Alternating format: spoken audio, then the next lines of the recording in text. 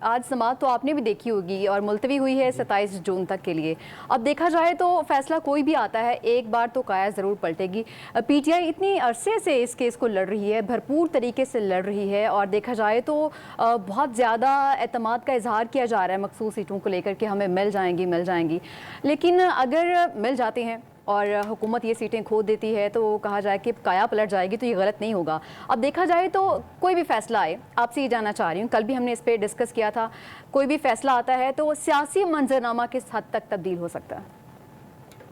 جی بہت شکریہ. یہ بات درست ہے, ہمیں اخلاقی جو پہلو ہے اس کا بھی جائزہ لینا چاہیے کہ جب معاملہ سب جوڈس ہوتا ہے تو اس پر بحث نہیں کی جاتی, لیکن ہم کیوں کر بحث کرتے ہیں اس کی بنیادی وجہ یہ ہے کہ جب ججز حضرات ریمارکس دیتے ہیں اور ان کے اس ریمارک سے تاثر جو عام آدمی ہے یا میڈیا پرسنز ہیں وہ تاثر قائم کر لیتے ہیں کہ شاید ایسا ہوگا, لیکن وہ پریڈکٹ کیا جاتا ہے, ایسا ہوتا ہے,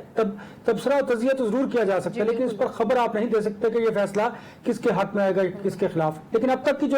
سماعت ہوئی ہے اس سماعت کے دوران جو ٹیکنیکل ایشوز پر بات کی گئی ہے اس سے مجھے لگتا ہے کہ ڈویژن ہوگی, اور یہ فیصلہ جو ہے وہ اس حالات اور جو سماعت ہے جو اب تک میں نے سماعت ہماری نظر سے گزری ہے, ہم وہاں پر موجود بھی تھے, تو لگتا یہی ہے کہ پاکستان تحریک انصاف کے حق میں یہ فیصلہ نہیں آئے گا. اب فیصلہ تقسیم ہوگا, ججز کی رائے مختلف ہوگی, اس پر ایک نئی ڈیبیٹ چلی جائے گی. آپ نے جو سوال کیا اس پر سیاسی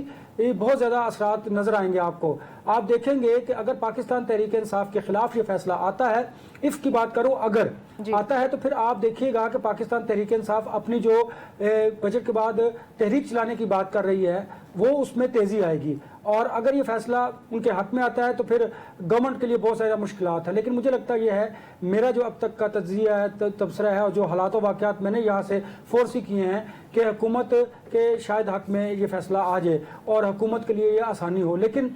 دوسری جانب پولیٹیکلی ڈیفینیٹلی پاکستان تحریک انصاف کو بہت دھچکا لگے گا. کیوں کر کے اس کی دیکھیے, جب آزاد حیثیت میں آپ نے الیکشن لڑا اور آپ پارلیمنٹ کے اندر موجود رہے, اس کے بعد آپ نے سنی اتحاد کو جوائن کیا. اب وہاں پر بڑے ٹیکنیکل ایشوز ہیں, ان پر بات ہو رہی ہے کہ جب سنی اتحاد کو جوائن کیا ان کا آئین اور قانون کیا کہتا ہے, ان کے منشور میں کیا ہے, جب آپ نے جوائن کیا کیا آپ نے الیکشن کمیشن سے رجوع کیا, یہ بہت ساری چیزیں ایسی موجود ہیں. الیکشن کمیشن کا آلریڈی فیصلہ ان کے حق میں نہیں آیا, پشاور ہائی کورٹ کے فیصلے کا بھی آج ذکر کیا گیا. اس لیے مجھے لگتا یہ ہے کہ سیاسی جو انوائرمنٹ ہے اور سیاسی درجہ حرارت بڑھے گا, فیصلہ جو بھی ہو اس کے بعد دونوں جانب سے سیاسی درجہ حرارت جو ہے بڑھے گا. البتہ پاکستان پیپلز پارٹی جو ہے, میں نے آپ کو یاد ہے پہلے بھی کہا تھا کہ وہ بجٹ میں گورنمنٹ کے ساتھ ہوگی, اور اب تو وہ بجٹ کے بعد باقاعدہ طور پر جو وزراء ہیں ان کی جو